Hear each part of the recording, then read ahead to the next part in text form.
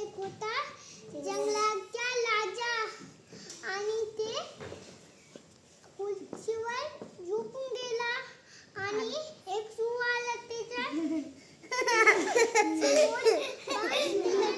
पोटावर खेळत होता, त्याच्या गुंडी खेळत होता. मग सिंह जागला.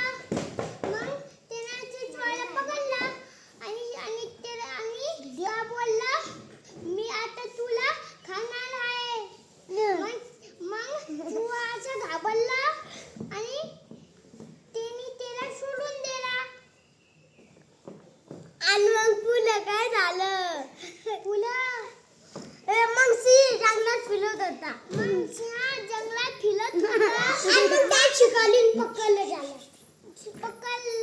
पकडलेला तिथं आग लावली. मग ते आगात पडलं आणि चुहा आणि ते वाजवायचं बोलायला आणि कोणाकडे गेली ते आवाज चुहाकडे गेली. मग भागून भागून आला त्याच्याकडे आणि दातानी तोडून टाकलं.